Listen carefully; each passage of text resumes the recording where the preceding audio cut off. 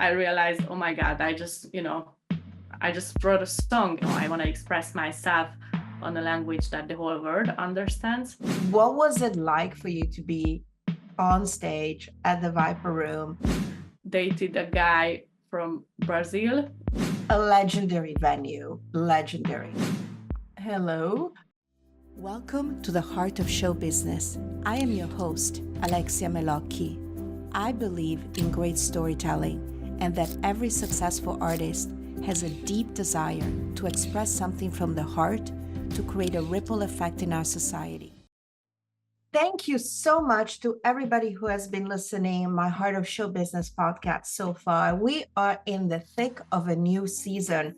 And actually, we are coming up with some of my first episodes on the new season. And I have to say, I have a very special guest with me who is a singer, songwriter, and musician out of Hungary.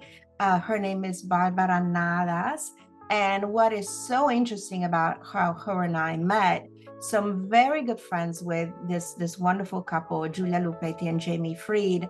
And I saw that they were posting something on social media about this artist who is performing, in a legendary venue, which we'll talk about soon on this podcast episode. And I'm listening to the little rehearsal clips and I'm going, this is amazing. This music is fantastic. So here I am texting my friends and saying, can I be there? Can I show up? And they're like, yes, come over.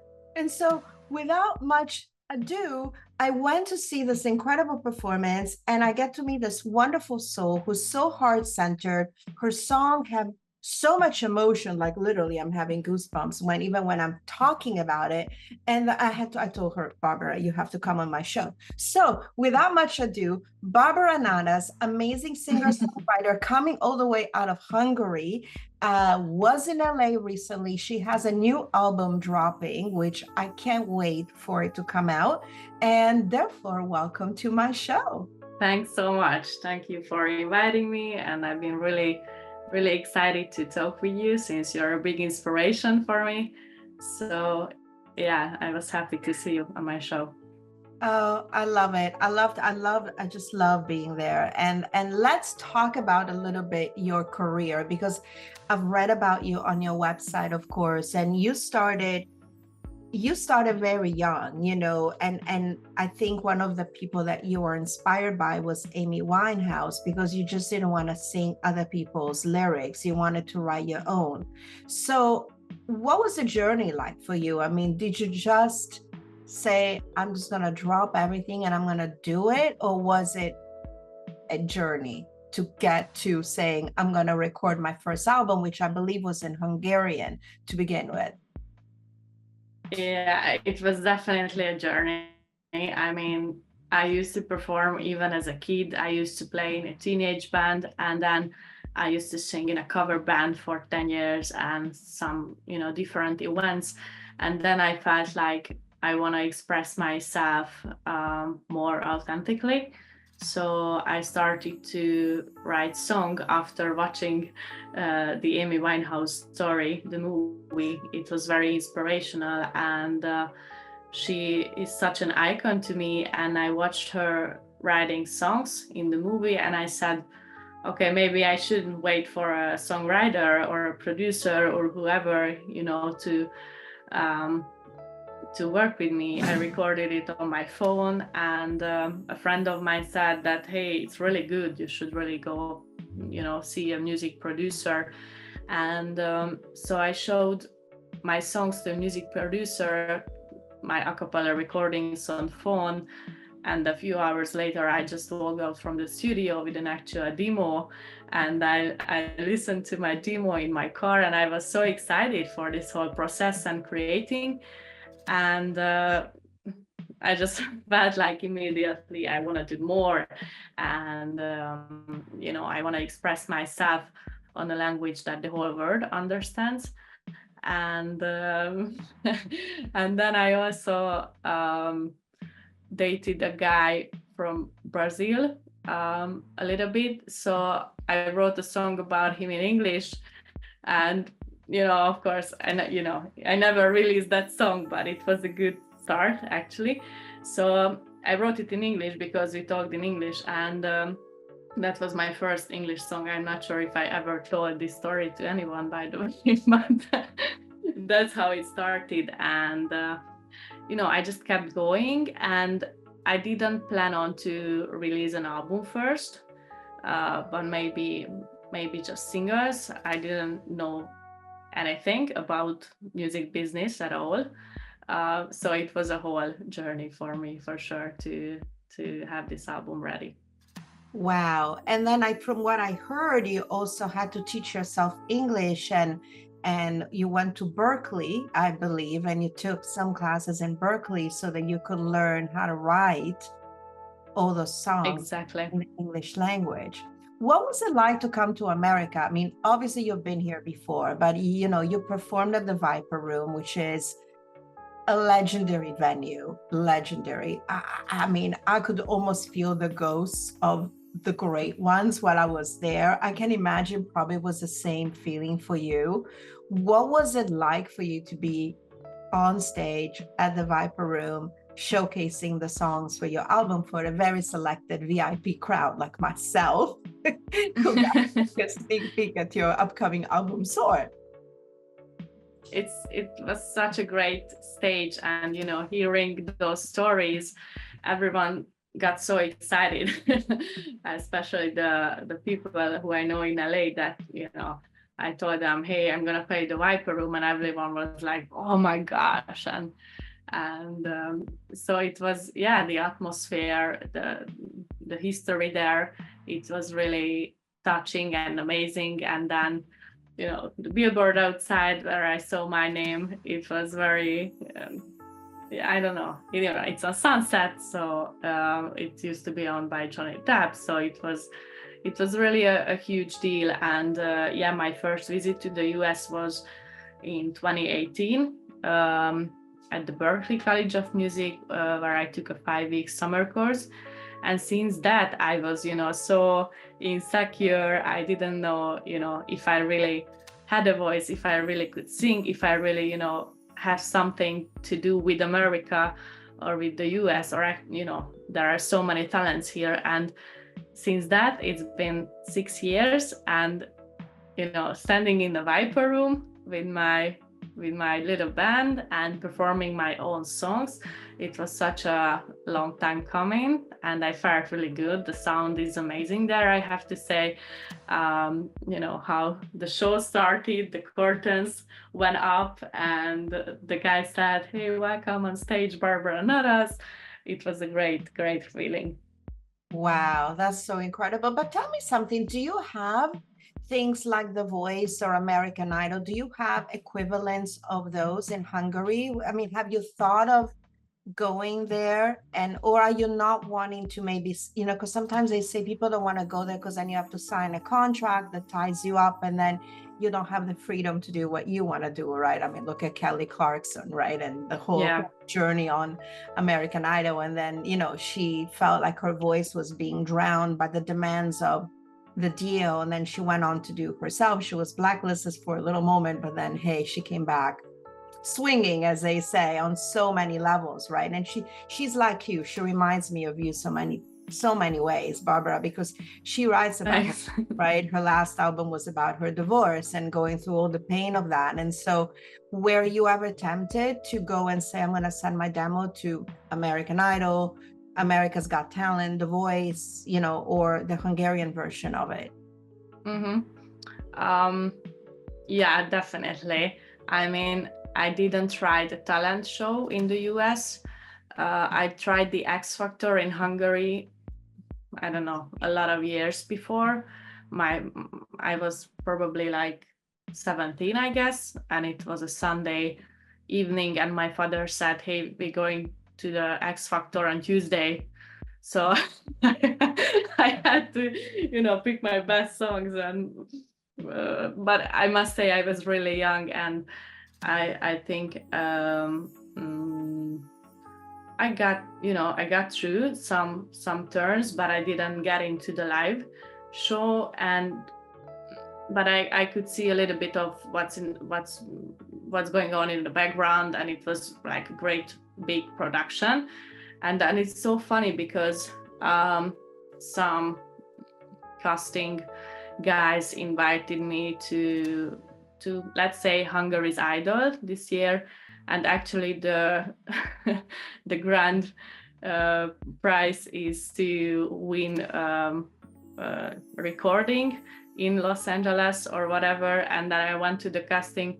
I probably should not tell this, but whatever. And they told me about the grand prize, and I told them about what I have done in America, that I already have a song there, I have written with a great songwriter, Aaron Cumming, and I have some upcoming shows. So I was not really, they said, girl, you already won the the Grand Prix. So like, hello, I don't need you. Sorry, Yeah. That. Let's move on. Yeah, I understand. And actually, in my opinion, every no is a blessing. So, whenever there's something that somehow doesn't work out, either because we are being rejected or because, it's just not happening, it's a blessing. Yeah. I always say to everybody, bless the no's. Bless the no's. There is a reason why they're no's. And exactly. I am so, I'm so much a believer of that. So I just, blessing the no. Exactly. Like every rejection is a blessing and every no is a blessing. And I think when we are blessing it, we are energetically opening it up to the abundance of the possibilities. And there's so many, there's endless possibilities out there in the universe. You never know how things come about. I never would have thought I would have you on my show. And I'm sure neither did you. It wasn't even in your universe. Yeah. But the universe magically orchestrated us meeting. And I think that there is a reason for it. So I'm so happy that you almost, said too much in that. It's like been there, yeah. Done. And it's like, meaningless because I didn't, get into the show. If I would, obviously I had to sign a contract or whatever. And I totally agree with you. It was a blessing that I didn't get into any of these shows when I was like 17 or 18.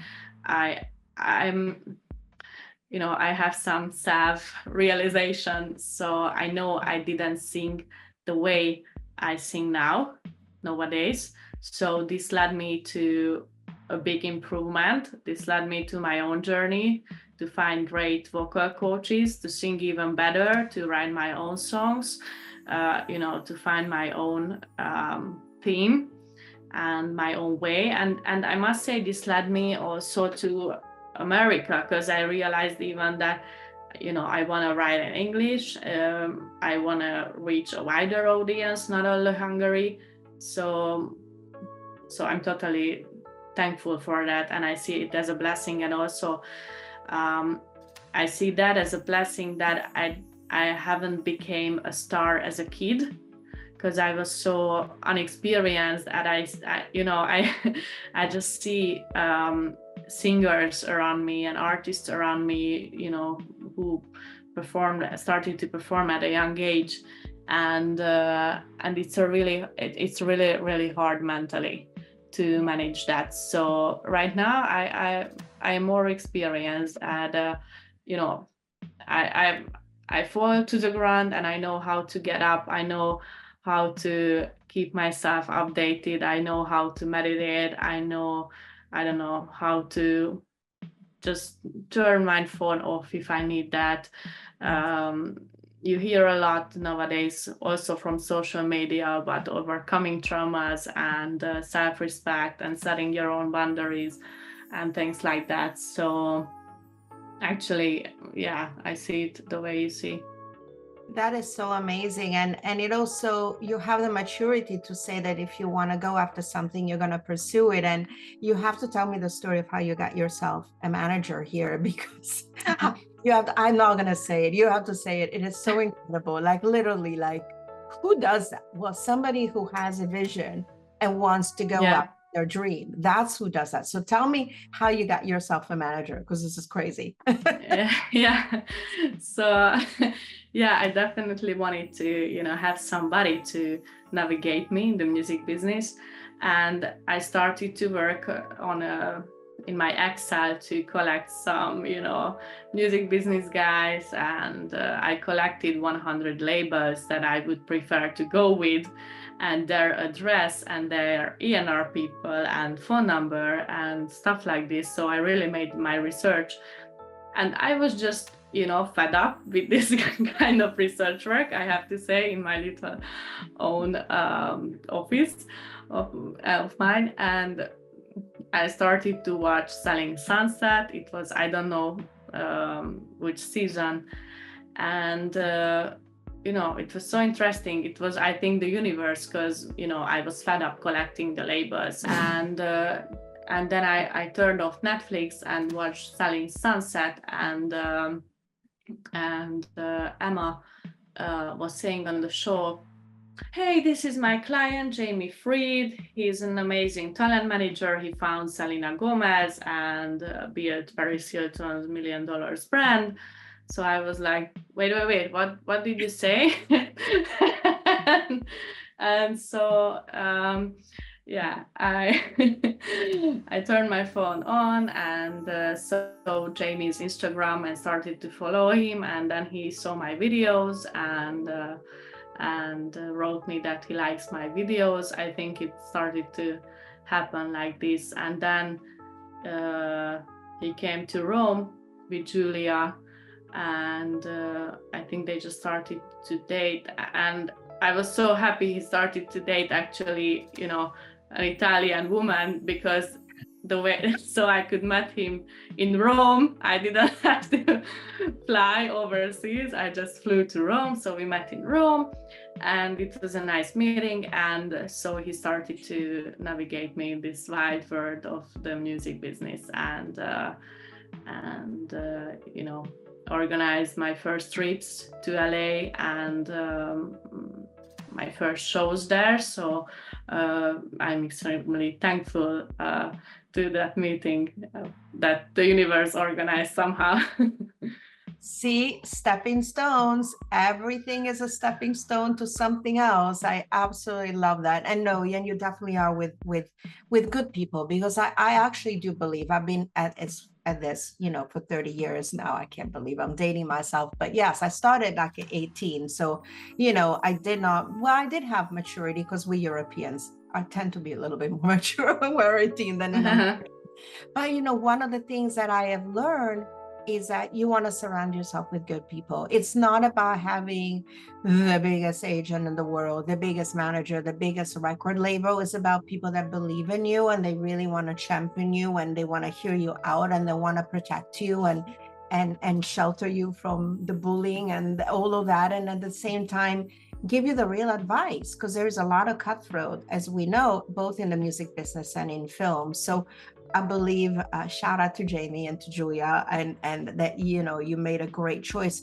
And your album, is it the one that is coming out now, which I'm counting the days? Tell me when it's dropping, please. And is it self-published? Because everybody's doing it on their own right now. So did you just become a rebel like me and doing it on your own? Or are you signed with a label, or you're hoping to sign with a label on the next one?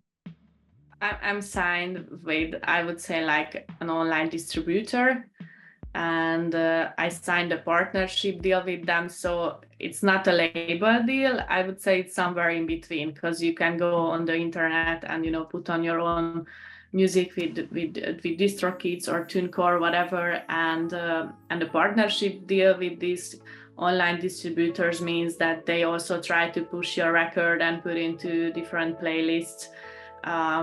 So I am with them right now, and and this is my upcoming album, Stay, and with 10 original records and songs on that I wrote, and 2 remixes, and it has dropped on the 22nd of August. Love it. I love it. It's such a good song, and literally every single song that you sang from your album was great. You know which one was my favorite, because I told you that offline, but That was one that really moved me. I'm a huge animal advocate and an environment and protecting the world. So tell me a little bit about that song, because I might ask you to put it on the soundtrack of this unscripted show that I'm doing about animals, because it's so good.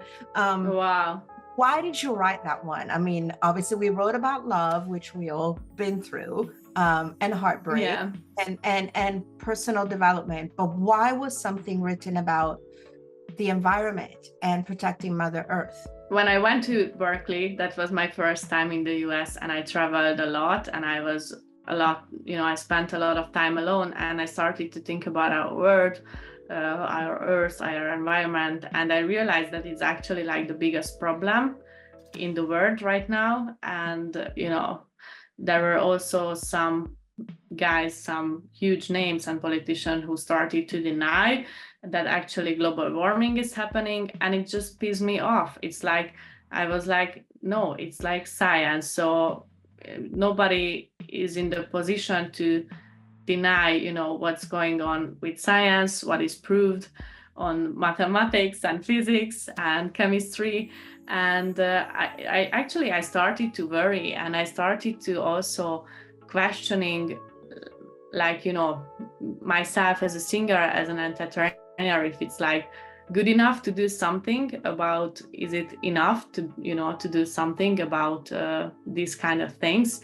And then they just told me about Sam Cooke and artists like him at Berkeley. They really made a change in the culture as well. And then I thought, okay, then this might be a calling me, to write a song about this. And I had the idea that the earth comes to me begging, to do something, and that she would need a lawyer to protect her rights. And so that's what I was picturing in front of me. So this is how I wrote Lawyer of the Earth. So you've had some dark moments. I mean, you've mentioned them, before at the beginning of our interview. Is there something that you go to? Is it meditation? Is it prayer? Is it what do you use when you are having a tough day or a tough moment, when you're questioning yourself, or you're feeling discouraged about life? And what would you say that as a piece of advice to our listeners? Well, I write a lot. When something bad happens, or I'm just stressed or frustrated, writing always helps. Not only songs, but a diary, I would say. So just to just express yourself, and then if I write something good about that and turn it into creation, it makes me happy, actually, that thing happened. But I also recommend to actually make social detox sometimes, and turn your phone off for actually, like, even 1 day or 2 days are extremely helpful. And tell even your family that, hey, I am here if there's an emergency, but if not, just please leave me alone. It helps a lot for me. I also I love food, I love good things. I'm a tourist, so I love to go to nice places, nice restaurants, just enjoy the simple things like eating a good pizza or whatever. So just kind of just stay on the earth, stay on the ground a little bit, and connect with Mother Earth, I would say. Of course, vitamin C is always a good idea as well. Yeah. And you know what? You had me at pizza because I'm Italian. So how are you going to take away my food? It's like, it's not going to happen. It's interesting when you're talking about as I call it, the digital detox, because I actually write a chapter. I have a book that came out. It's called An Insider Secret, Mastering the Hollywood Path. And it's a bestseller. It's a short book, but it gives a lot of tips about how to succeed in film, TV, whatever it is. And one of my chapters is about actually turning off the news, going off on a digital detox. And another thing that I use a lot, and I don't know if you've ever tried it, which helps me is we tell our own story to ourselves, right? About how we feel. So words have a lot of power. So if there is a moment, for example, that I say, pardon my French, I'm really pissed off about something, I stop myself and say, can I use a better word for that? Can I use has maybe a little bit less anger energy on it, but it's still going to give the message. And so maybe I'm going to substitute that and say, I'm annoyed.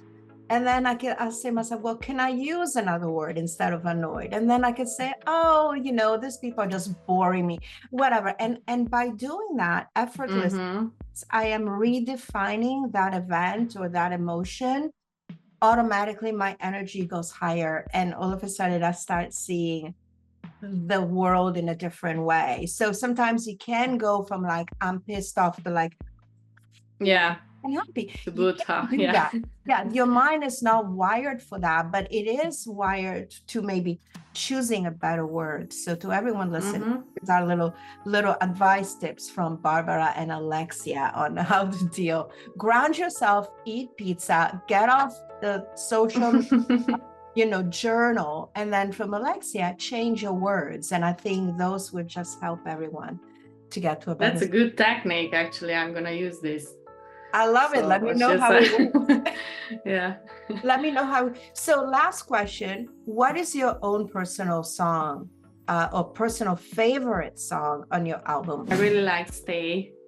That one is really personal, and that one just motivated me for years because, I kept it unreleased for years. So this is a long time coming. And I lost my father when I was 18. So I just felt like everything has changed around me.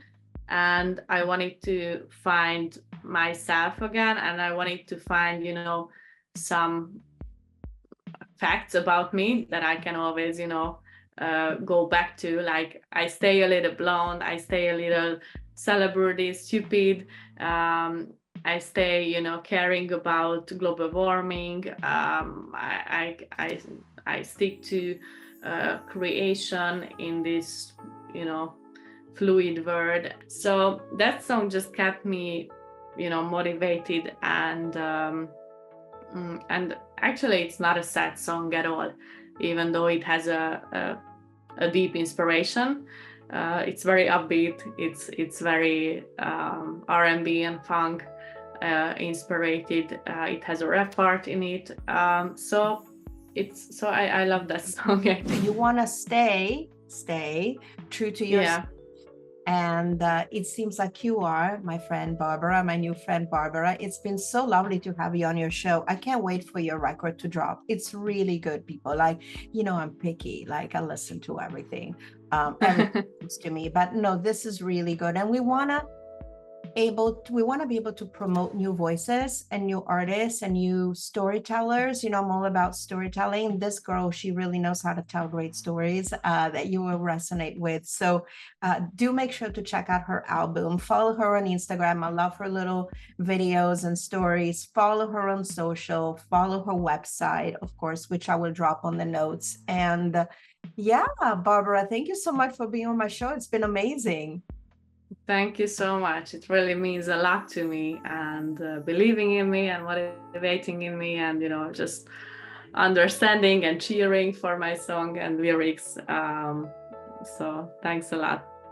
Oh, it's been wonderful. And everyone, if you enjoy this this podcast, I need my second coffee. Do subscribe, rate and review. If you enjoyed this episode, make sure you buy Barbara's record. And if you feel so inclined, buy also my book. It's been out a year almost. No, it's been out 8 months, and it's doing very well. But I can always use more people buying it and getting inspired so that you can become like Barbara and get your own record out or get your own movie produced or your own story told, because you have to have the right mindset and you have to have perseverance.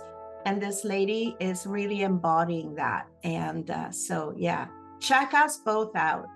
It's the Heart of Show Business. Over and out. Have a beautiful day.